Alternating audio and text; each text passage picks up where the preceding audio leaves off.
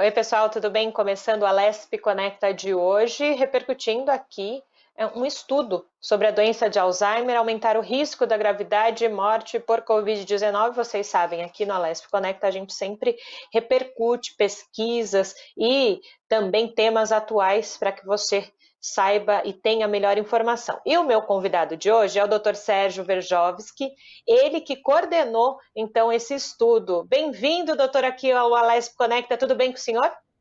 Olá, tudo bem? Prazer tê-lo aqui no Alesp Conecta, viu, doutor Sérgio? Já tínhamos, né, a demência já tinha sido identificada aí como um fator de risco para a Covid-19, a gente até aqui na Rede Alesp falou um pouco sobre isso, mas ainda não se tinha a avaliação, então, de pacientes com as doenças neurodegenerativas que causam demência, como o próprio Alzheimer. Então, para a gente começar o nosso papo, que as pessoas entendam em casa o contexto. Como foi esse estudo e quais foram os resultados deles, né, para a gente contar? Certo. Já desde o ano passado, com a Covid-19, se sabia que Alzheimer aumentava o risco da infecção. Mas o que o nosso trabalho se propôs a saber é: será que indivíduos com doenças neurodegenerativas, Alzheimer, Parkinson e outras doenças degenerativas, poderiam mudar o curso da doença? Quer dizer, Alzheimer não só como um fator de risco para se infectar, mas também será que indivíduos que têm Alzheimer teriam um desfecho mais complicado e necessidade de mais tratamento e, eventualmente, mais óbitos? Então, para fazer isso, o que a gente foi buscar foram bancos que tinham esse tipo de informação de doenças prévias. Aqui mesmo em São Paulo, começou-se a acompanhar os pacientes que se infectaram por Covid e colocá-los em bancos de registro de curso da doença. Porém, esses bancos começaram a acumular esses dados só a partir da doença, da Covid, da pandemia.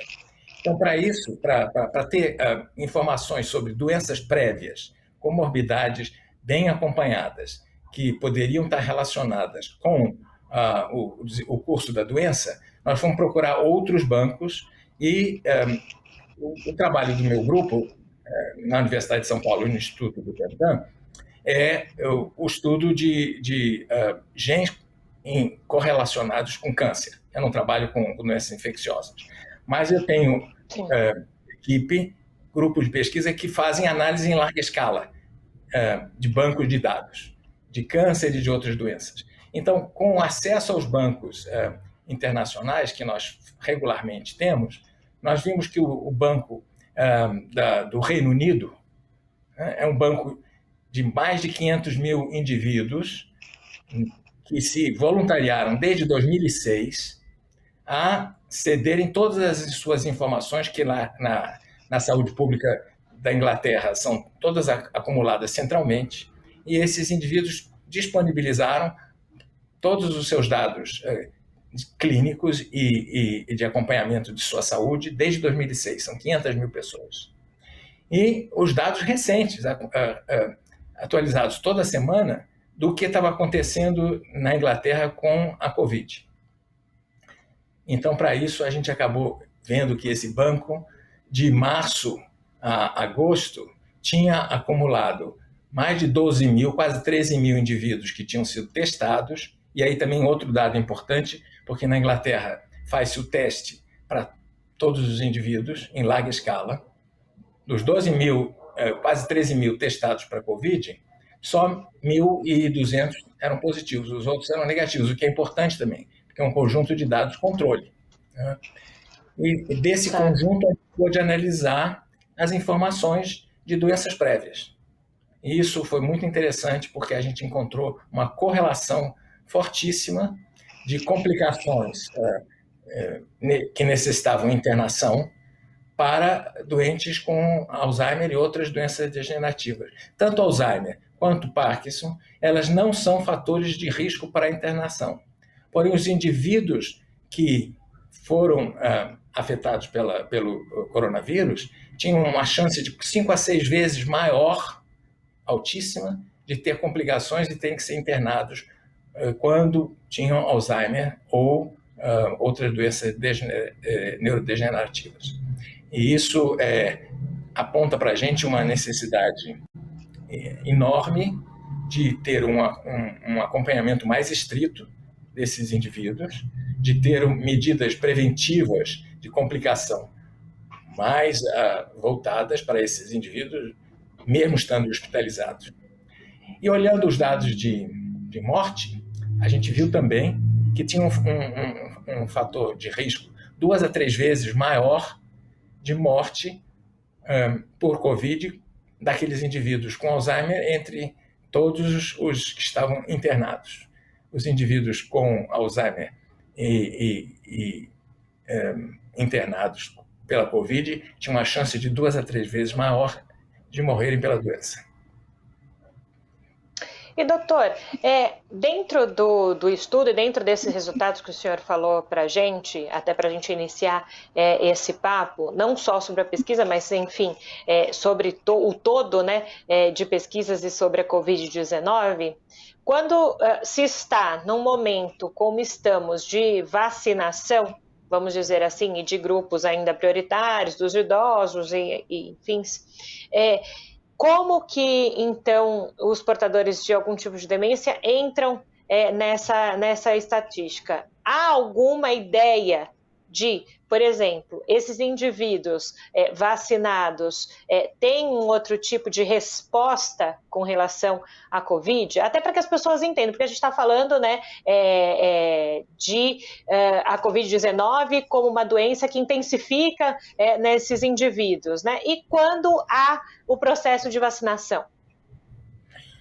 Olha, não se tem dados ainda, eu não tenho conhecimento de dados ainda, da resposta imune ser diferente uma vez vacinado, se pacientes com doença neurodegenerativa teriam uma resposta imune diferente. Não acredito que seja tanto o caso. É verdade que a certa resposta imune exacerbada está associada com as doenças neurodegenerativas. Existe uma inflamação dos vasos do cérebro independente de Covid. Isso pode, inclusive, ser um dos fatores pelos quais os indivíduos com doença de Alzheimer podem ter mais complicações pela Covid, porque, eventualmente, essa inflamação dos vasos do cérebro que se acompanha, que é um achado que acompanha a Alzheimer, ela pode estar mudando a chamada barreira hematoencefálica, a barreira de proteção entre a circulação e o cérebro, de modo a impedir fatores infecciosos de atravessarem da circulação para o cérebro. Essa barreira, ela estando sob um processo inflamatório que está presente com Alzheimer, essa hipótese do nosso trabalho, eventualmente ela esteja mudando a permeabilidade e facilitando a penetração do vírus. Então, por aí sim, a resposta imune poderia estar modificando o curso da Covid nesses indivíduos com Alzheimer. Quanto, novamente, ao que você falou da vacinação, todos os indivíduos idosos, especialmente esses com doença degenerativa, certamente têm que ser vacinados o mais breve possível. Sim, essa era a questão da gente colocar na roda, né? A gente sabe que nesse momento a cobertura vacinal ainda é longe do ideal, do que se poderia ter, por inúmeras questões, não é? E essas questões, né, de prioridades com comorbidades e afins são necessárias por um dos motivos disso que o senhor nos disse agora, exato, né? Eles têm uma resposta diferenciada de um indivíduo, vamos dizer assim, 100% saudável. Não sei se essa é a fala correta, mas enfim, não, por isso que há, né? Por isso que há, então, essas prioridades, né?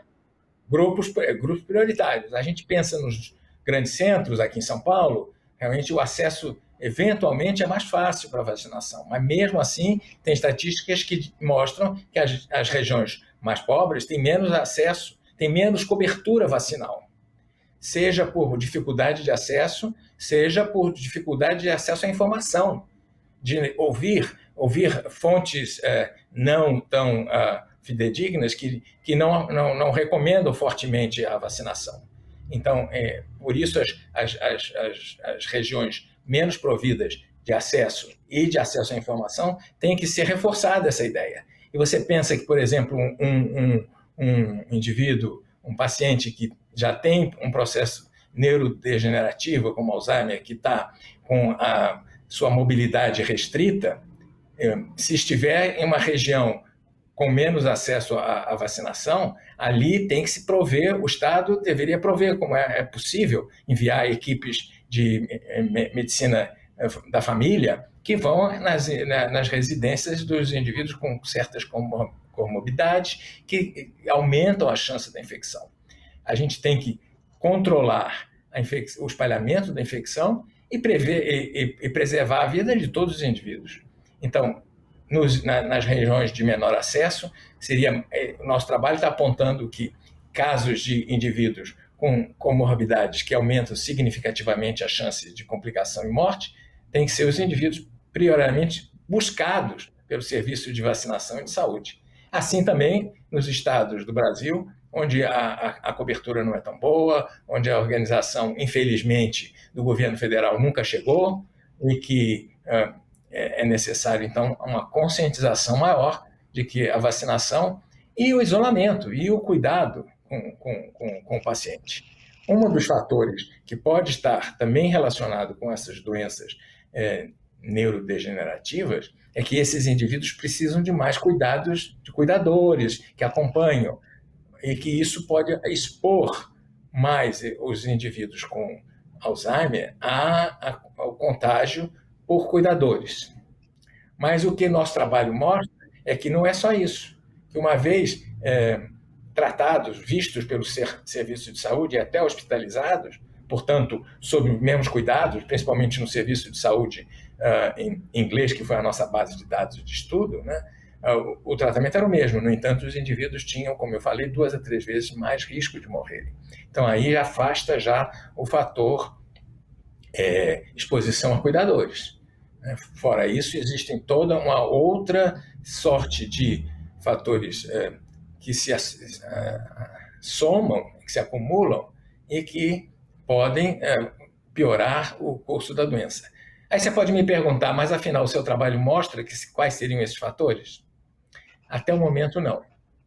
E qual é a vantagem da gente estar usando esse banco que tem esses recursos todos registrados desde 2006? Uma das vantagens adicionais importantes é que para todos os indivíduos existe o sequenciamento do genoma dessas pessoas. E nós já estamos buscando a possível correlação de alterações em genes que poderiam estar frequentemente mais alterados nos indivíduos com Alzheimer versus os que não têm Alzheimer. Essa é uma busca mais detalhada, mais demorada, nós estamos fazendo, né, tendo acesso a esses dados do sequenciamento genômico desses indivíduos, estamos em busca de quais seriam eventualmente os genes que estariam com pequenas modificações chamadas variações, né, genéticas. Todos nós somos diferentes uns dos outros pelas pequenas variações genéticas de uma base modificada aqui ou ali, né, e que é difícil, justamente porque existem 3 bilhões de bases no nosso genoma, as variações são múltiplas, né? Então, precisa de base de dados grande. Essa nossa base de dados lá, a gente, quando fechou essa primeira análise em agosto, tinha 12 mil testados. Agora, em janeiro, a gente voltou a atualizar os dados, depois que tivemos a confirmação de que sim, tinha essa maior propensão de complicações no hospital e até de morte, a gente disse, agora então vamos prosseguir para fazer a busca dos genes. E agora, em janeiro, a gente atualizou nossos dados e viu que já tinha mais de 30 mil indivíduos testados nesse banco. E agora tem realmente um conjunto maior de indivíduos e uma expectativa de que a gente vai conseguir achar entre essa miríade de variantes, né, do genoma dos indivíduos, quais que eventualmente teriam o mesmo tipo de variante em certos genes correlacionados com Alzheimer e complicações de Covid. Isso sim seria apontar para possíveis alvos ou de tratamento, ou de prestar atenção em certas vias do funcionamento do organismo que podem estar afetadas por genes que teriam essas variantes. E quando a gente fala aí em mapeamento, mapear os genes, enfim, entender, né, por onde a doença passa e quem são os indivíduos mais propensos a ele, né, traduzindo aqui para quem está nos vendo, nos vê agora aqui no Alesp Conecta, isso significa também entender mais para frente quais são os grupos com relação também a talvez prevenção da doença ou tratamento, um tratamento mais precoce, tudo se interliga, né, doutor? Muito bem colocado, exatamente. Essa identificação não será só para entender como eventualmente tratar a Covid, mas até contribuir para o entendimento dos fatores que agravam ou que se somam para causar a própria Alzheimer.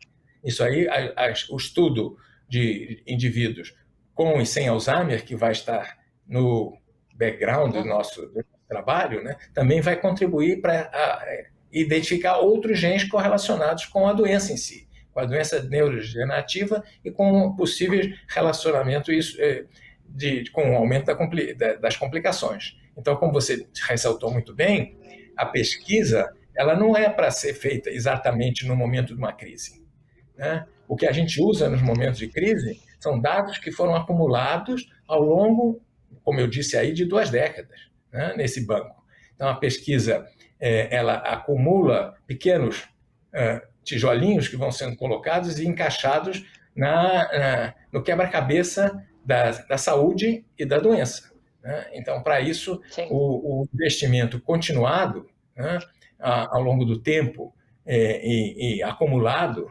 né, pelas sucessivas gerações de pesquisadores, são importantes para que a gente tenha ferramentas e tenha conhecimento prévio para, na hora das crises, a gente poder identificar algum fator que saiu do controle, né? Mas, para isso, a gente precisa conhecer o conjunto.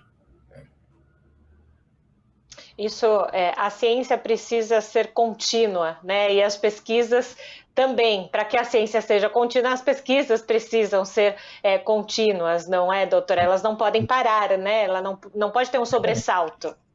Exatamente, você não pode desligar o botão hoje porque nós estamos com um aperto na economia, né? Você tem que escolher as prioridades para desligar, para fazer o aperto, né?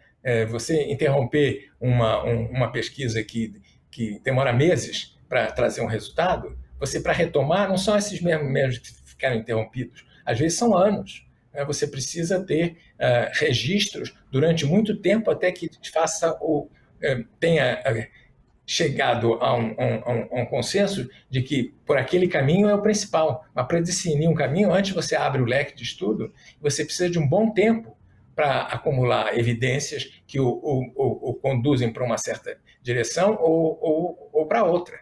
Então, isso não é feito da noite para o dia, isso aí tem um impacto muito importante quando a pesquisa perde a sua continuidade. No estado de São Paulo, a FAPESP é o agente muito importante de financiamento da pesquisa e que tem continuado, né, ao longo de décadas, né? E isso é muito importante que todo mundo que esteja nos ouvindo agora entenda, né, que o que a gente está vendo, os grupos do Brasil e do mundo contribuírem com a ciência para entender e controlar essa pandemia, vem do esforço de décadas. Todo mundo se pergunta, mas como que essa vacina foi feita tão rápido, né?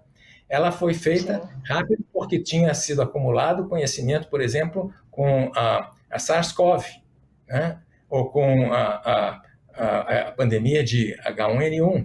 Então, se conhece muito em todas as infecções virais e todos os mecanismos de indução de resposta imune para vacinas. Hoje em dia, a gente está vendo 3 ou 4 estratégias diferentes, né? E uma que pode ser bem acelerada que é essa de vacina de RNA, ela já estava em estudo há mais tempo.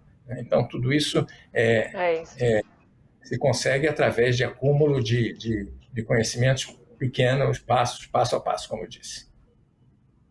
E além dessa continuidade da pesquisa, né, e incentivo à ciência, temos que ter a interlocução de sociedade civil também com o parlamento, né? Nós estamos falando aqui do Palácio 9 de Julho, da Assembleia Legislativa de São Paulo. Eu aproveito que nós estamos falando sobre o Alzheimer, né, e contar também, porque às vezes as pessoas não sabem. O deputado Murilo Félix, ele apresentou um projeto de lei para a implementação de políticas públicas para o diagnóstico e tratamento das pessoas com a doença de Alzheimer, e uma das metas é oferecer teste cognitivo o mais precoce possível em todas as unidades da rede pública, possibilitando o início do tratamento na fase inicial. Estou aproveitando a minha colinha aqui justamente para não falar errado. Então é isso, também, não é, doutor? O legislador identificar também, como nós estamos falando aqui sobre o Alzheimer, o deputado tem um projeto de lei com relação a isso, para auxiliar nessas políticas públicas. A gente sabe o quanto são essenciais você pensar também em saúde precocemente, né? Não só quando o indivíduo já tem a doença. Certamente, certamente. Sabe-se que um fator de aceleração e de agravamento do Alzheimer é a idade.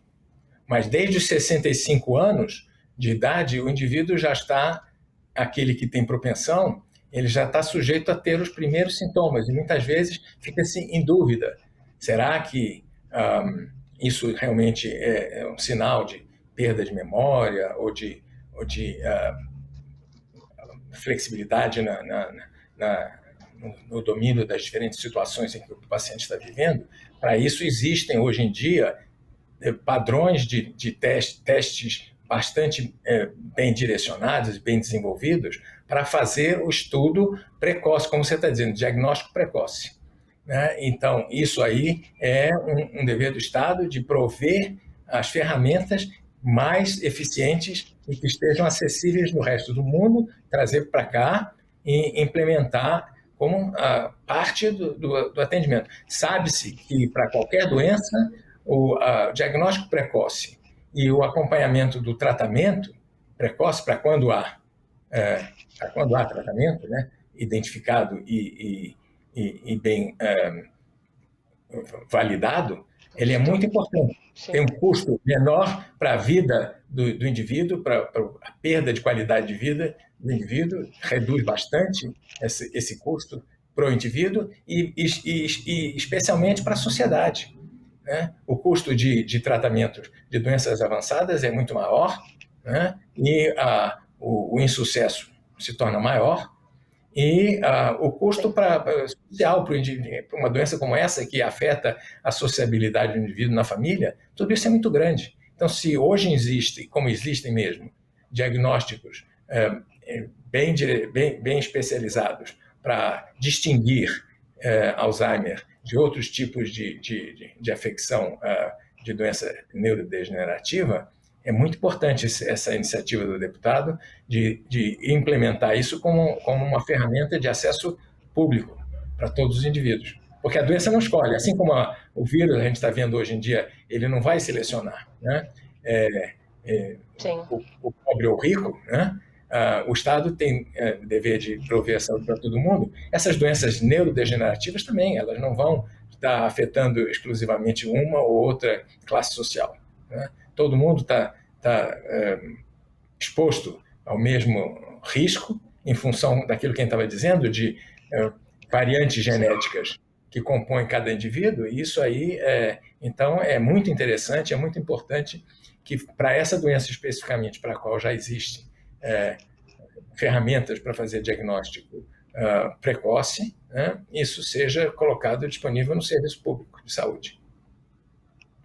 Perfeito. Doutor Sérgio, estamos nos minutos finais do Alesp Conecta, mas talvez seja uma dúvida que muitas pessoas tenham ainda. Alzheimer, doenças degenerativas, elas são mais voltadas ao público ali da terceira idade, já para o seu envelhecimento, ou jovens também podem tê-la? A Alzheimer e as doenças neurodegenerativas, elas têm um enorme aumento de incidência a partir dos 65 anos de idade.